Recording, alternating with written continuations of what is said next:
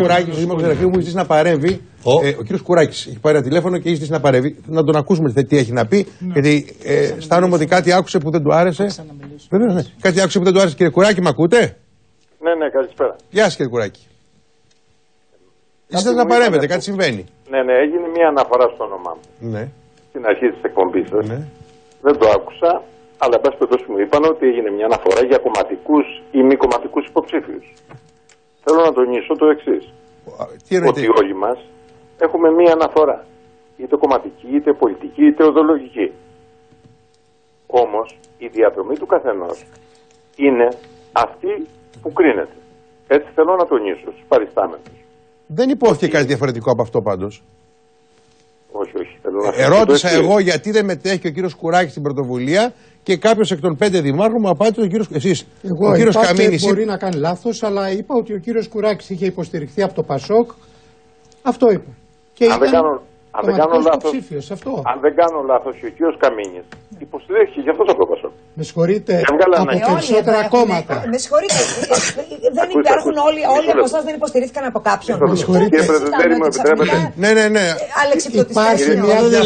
Υπάρχει μια διαφορά χωρίς να κατηγορούμε κανέναν για τίποτα. Γιατί είναι κατηγορία και μόνο. Κανείς δεν μιλάει για κατηγορία. Ας ακούσουμε τον κύριο Κουράκη. Απλώς είναι κάτι διαφορετικό να υποστηρίζεις από 4 κόμματα και από 1. Κύριε Καμίνη, μια στιγμή να τον ακούσουμε τον κύριο Κουράκη το τηλέφωνο, δυσκολεύομαι να τον ακούσουμε. Ναι, κύριε Κουράκη, πέστε τι θέλετε. Οι πολιτικές τους πρωτοβουλίες και οι δράσεις του καθενός μας, οι ατομικές και οι συλλογικές, είναι αυτές που καταξιώνουν την τοπική κοινωνία.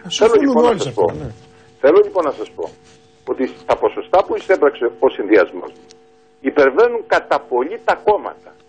Επί 2 συνεχείς εκλογικές θητείες, 3, αλλά επί 2 τις τελευταίες, έχει υπερβεί το 70%.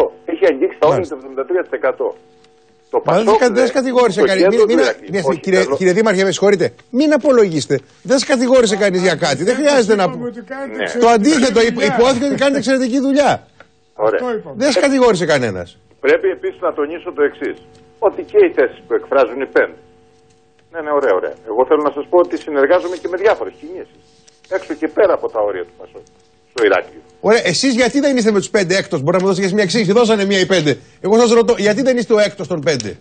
Εγώ δεν το ξέρω. Δεν μας κάνανε μια πρόταση. Αλλά θέλω να σας πω το εξής.